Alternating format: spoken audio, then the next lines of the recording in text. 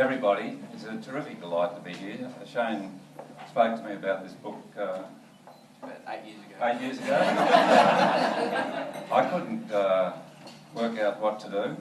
He's got a very positive streak in his makeup, and it's manifested itself tonight because it is such a delightful book, and it's so simple, so direct.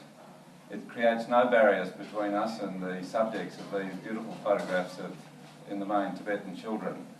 And that feeling you have in Tibet when you meet the Tibetan people, that you are experiencing a very, very special, positive, endearing, caring culture that this world needs so badly. And one thing that impresses me about that is Tibet gives so much to the world, and His Holiness has given so much to the world. And yet the world has given so little back.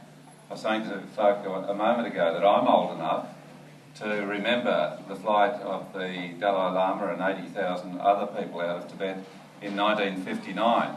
And I was waiting for Britain and America to come to the aid because it was Mao Zedong's communist Red Army that had taken over and was suppressing this country, and the world knew there was enormous cruelty and death and destruction going on, but nothing happened.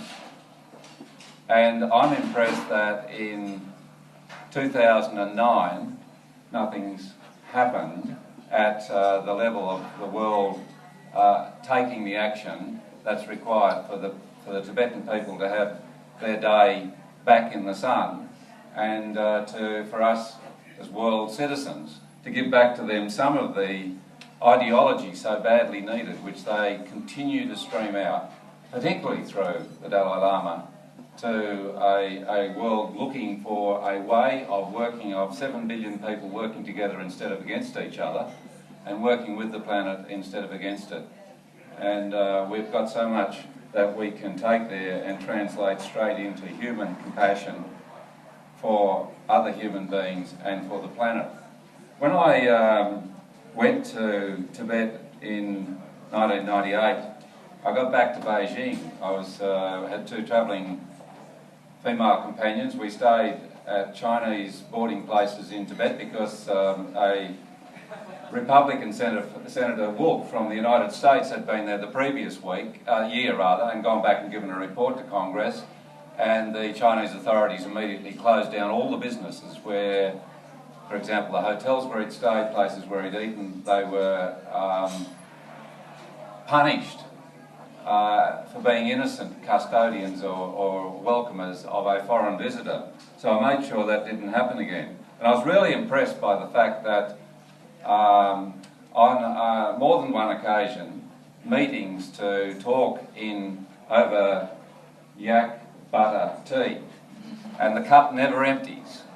And it's fabulous yak butter tea, and if you go to Tibet, you like yak butter tea. And it just keeps going,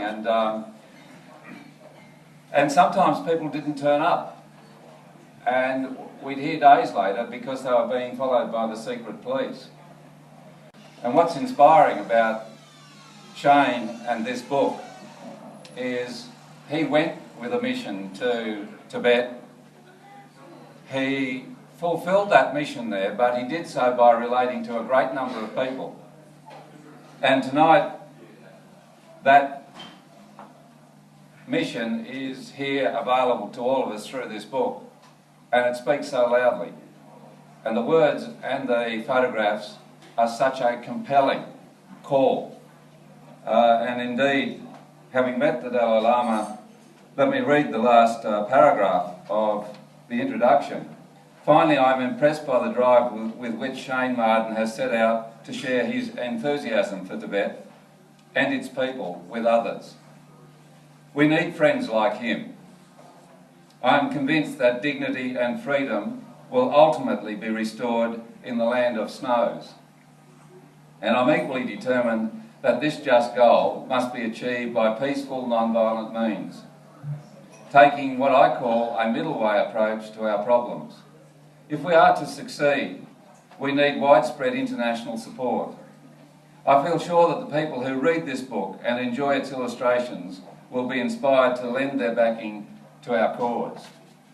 We had a vote in the Parliament, in the Senate, totally unreported, week before last, on the 20th anniversary of the Polish people throwing off the yoke of communism and gaining democracy and the freedom to vote. And both the Labor Party and the Coalition put up motions on the day. And both those motions were unanimously backed in the Senate.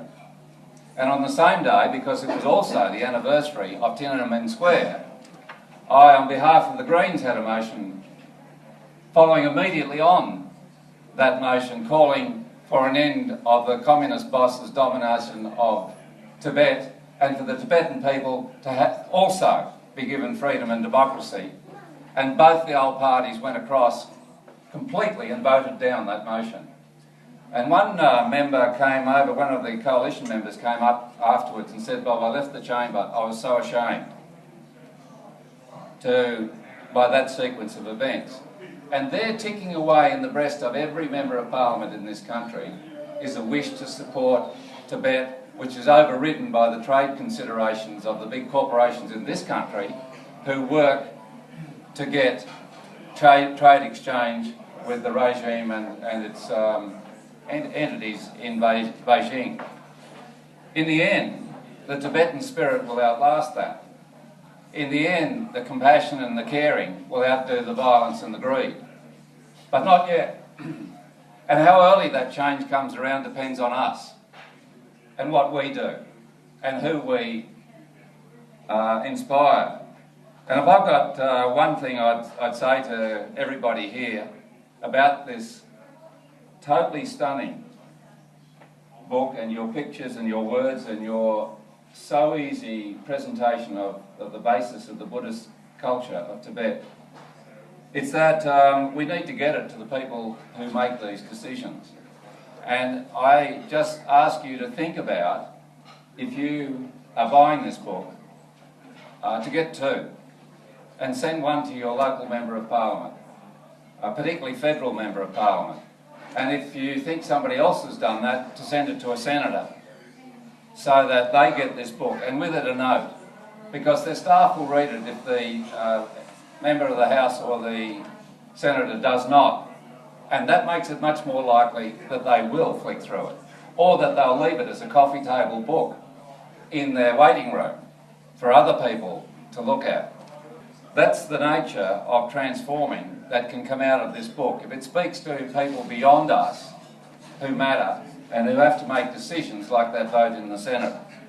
Finally, these are children. They're our children. They're everybody's children. They're children of the past and they're children of the future. And you can tell through the photographs that Shane had this giving, beautiful relationship, an easy relationship with these children. And on a number of occasions he has children or young folk saying, "Take my picture, take my picture." And actually one young fella there in a coat that looks like it's out of 1930s Australia, posing for the camera. It's a wonderful piece of humanitarian perspicacity and insight, and it's just such a lovely book, born out of just such a tragic and nasty circumstance. And that's the tension of it. And Shane, I want to say thank you from me, but I know from many other people that you kept going. You didn't allow this to be put under the bed, put in the drawer. You didn't give up. As the Dalai Lama's sign says in his office, never, never, never give up. So, Shane, congratulations. This has come from a very wonderful human being about very wonderful people, and it's a very wonderful movement and aspiration to be associated with. Heartiest of congratulations, and I've got the most enormous pleasure in launching this book from Shane Martin.